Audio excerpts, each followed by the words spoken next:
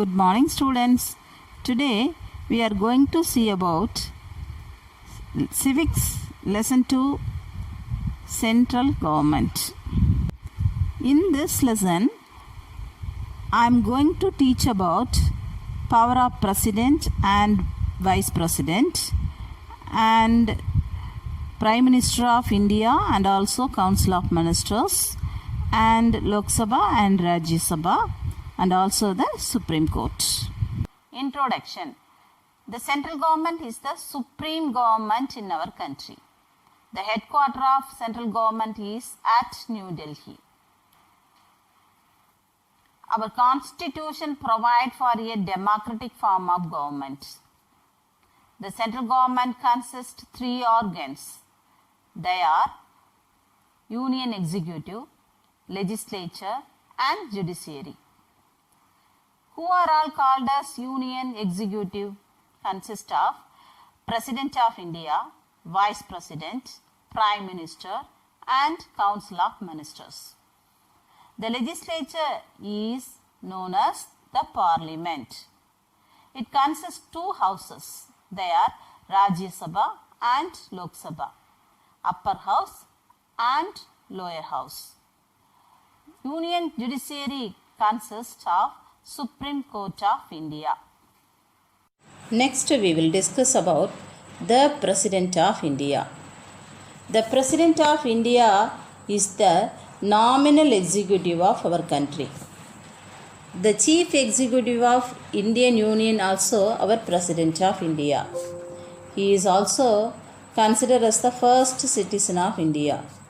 He is the Supreme Commander of the Armed Forces also. The President of India is the constitutional head of the Indian Executive. He is also responsible for constituting the judiciary. சட்டத்தை அமைக்கிறதுக்கு அவருக்கு responsible இருக்கு. According to the Article 53 of the Constitution, the executive power of the Union shall be given in the President, which shall be worked by him directly or through officers subordinate to him in according with the Constitution. அதாவது அவர் ஒர்க்கை டைரக்டாவோ R through the officer மூலியமாவோ சட்டப்படி செய்கிறாரு. Qualification of President. He should be a citizen of India. He must have completed the age of 35 years. He must not hold any office of profit under union government or state government or local government, which refers president any office வந்து ப்ராஃபிட்டுக்காக union கவர்மெண்ட்லேயோ state கவர்மெண்ட்லேயோ local கவர்மெண்ட்லேயோ வச்சுருக்க கூடாது.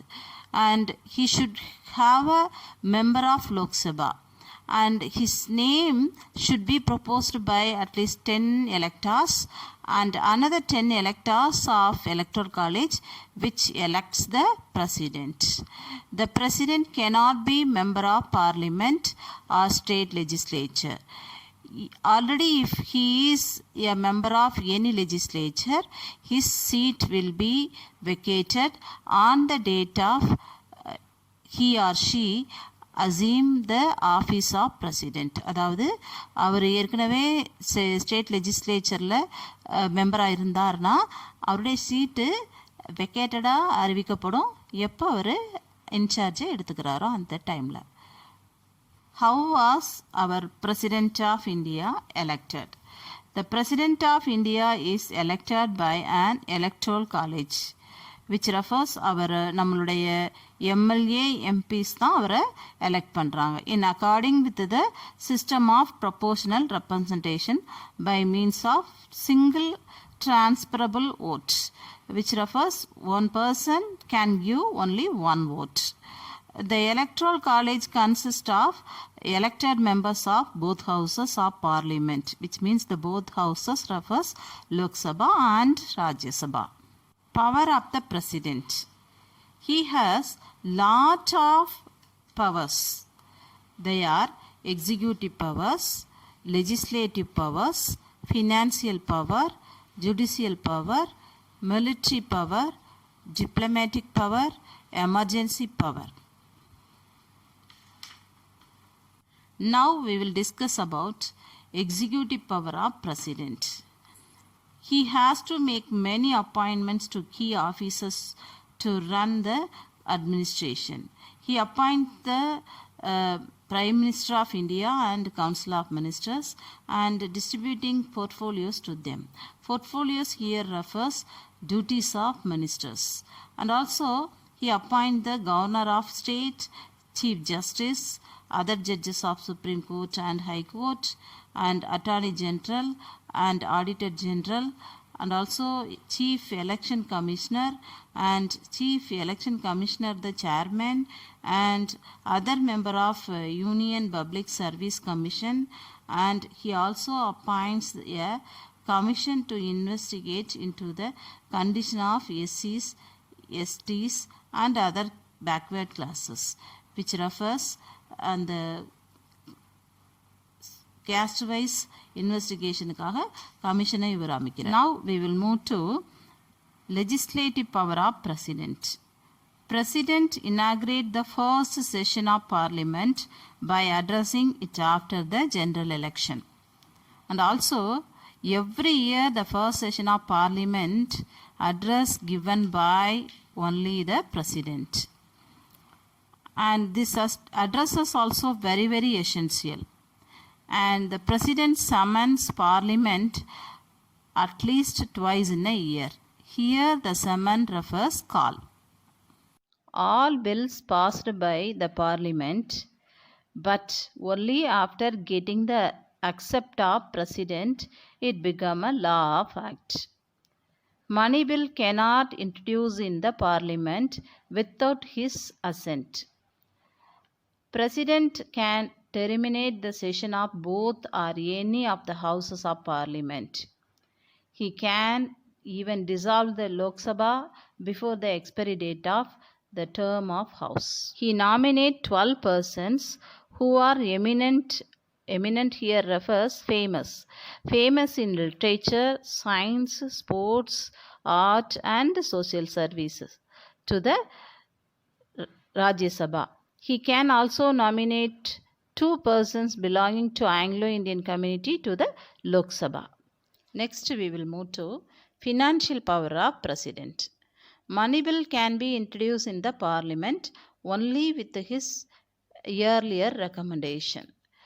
Annual budget of central government is presented before the Lok Sabha by the Union Finance Minister, but only with permission of President.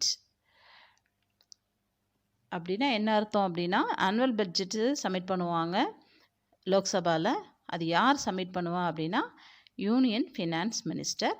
யாரோட அப்ரூவலோட submit பண்ணுவாங்கன்னா பிரசிடென்ட்டோட அப்ரூவலோட submit பண்ணுவாங்க. The Constitution of India places the contingency fund of India is at the disposal of the President.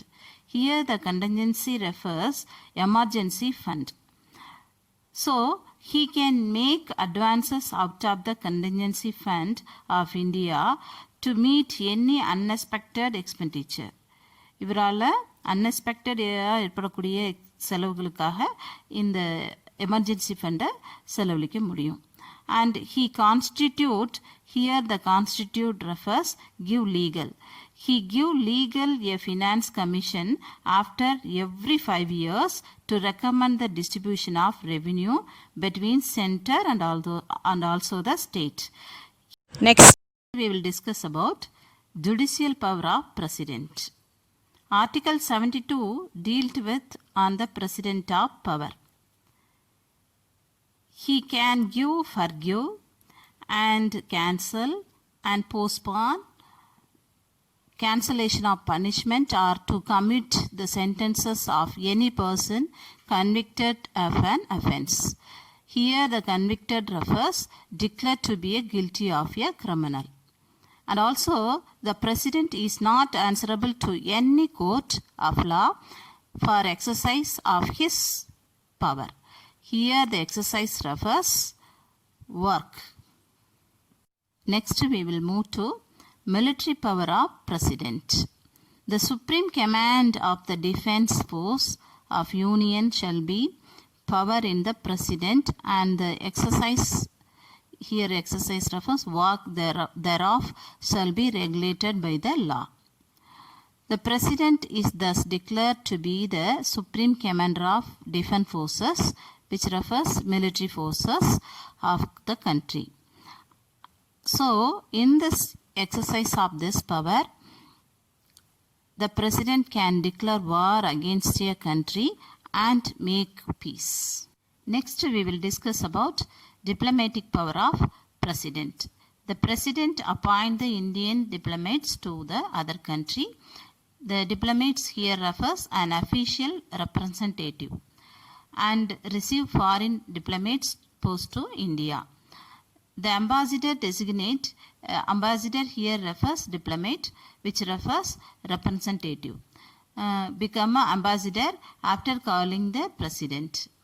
Each and every treaties agreement with the foreign state are signed in the name of president. Next, we will discuss about emergency power of president. The president has been empowered by the constitution to proclaim emergency. They are national emergency, state emergency, financial emergency. The three emergency already I taught in the first lesson. Next, we will discuss about removal of the president. The president hold office for a term of 5 years. The president may by writing under his hand addressed to the vice president, suppose resign his office. The president may for violation of the constitution, here the violation refers breaking, be removed from the office by the Article 61. And the president shall, in spite of the conclusion of his term, continue to hold office until his successor, here successor refers next in line, enter upon his office. Next topic we will discuss about Vice President of India. He is accorded, which refers give a rank next to the president. So, he occupies the second highest office in the country. This office is modeled like American Vice President. Our Constitution, Article 63, provides for a Vice President of India. This office has been created to maintain the political continuity of the state. Next, we will discuss about qualification of president. He should be a citizen of India. He must have completed the age of 35 years. He must not hold any office of profit under the union or state or local government. He should have become a member of Rajya Sabha. Election and term of the vice president. The vice president like the president. So, he is elected not directly by the people, but the method of indirect election he elected. And also, he is elected by the member of both houses of parliament. The term of office of the vice president is only 5 years. His office may be terminate earlier than the fixed term, either by the resignation, death, or by removal. He is also eligible for re-election, which means இவர் திரும்பவும் எலெக்ஷன்ல நின்று wise பிரசிடென்ட்டா வர முடியும். Next, we will discuss about removal of vice president. The vice president may be removed from his office by a resolution passed by the both member houses. For the removal of vice president, the both house members make decision and it must be noticed his attention before 14 days. Next, we will discuss about function of the vice president. He regulates the proceeding of the houses. Proceeding here refers begin or go. He decides the order of the houses and he decides the accept of a resolution or questions and he suspends or adjourn. Adjourn here refers withdraw the houses in the case of grave disorder, which refers chaos. ரொம்ப கஷ்டமான நிலைமையில இவர் ஹவுசஸை withdraw பண்ணுவார். And he issues direction to various committees on matter relating to their function. Next topic we will discuss about Prime Minister of India. The leader of the majority party in the Lok Sabha is appointed as the Prime Minister of India by the President. The other ministers are appointed by the President. The salaries and the allowance of Prime Ministers and the ministers are determined by the Parliament. The Prime Minister and the ministers are individually as well as collectively responsible to the Lok Sabha. Duties and function of the Prime Minister.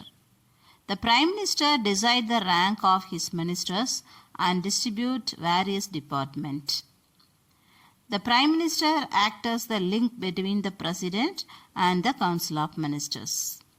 The Prime Minister is the leader of the nation and chief spokesperson of the country.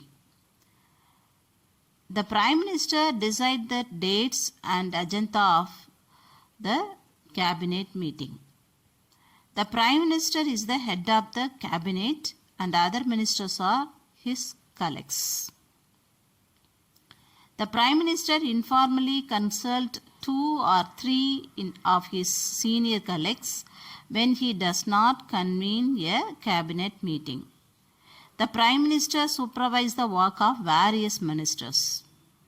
As the leader of the nation, Prime Minister represents our nation at all international conferences like Commonwealth, Summit of the Non-Aligned Nation and SAARC nations. Next we will discuss about Council of Ministers. After the election, on the advice of Prime Minister, the President of India appoints the Council of Ministers. Next we will discuss about categories of the ministers. The ministers are classified into 3 categories. They are Cabinet Ministers, Minister of State, Deputy Ministers. First, we will discuss about Cabinet Ministers. The Cabinet Minister is an informal body of senior ministers who form the nucleus. Here, nucleus refers group. Who form the group of the administration. Next, Minister of States. This is the second category of ministers. They are also in charge of minister or departments, but they do not participate in the meeting of the cabinet unless invited to do so. Next, deputy ministers. They are the last category of ministers. They assist. Here the assist refers help.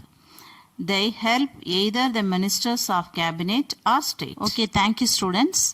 The rest of the portion will be uploaded soon.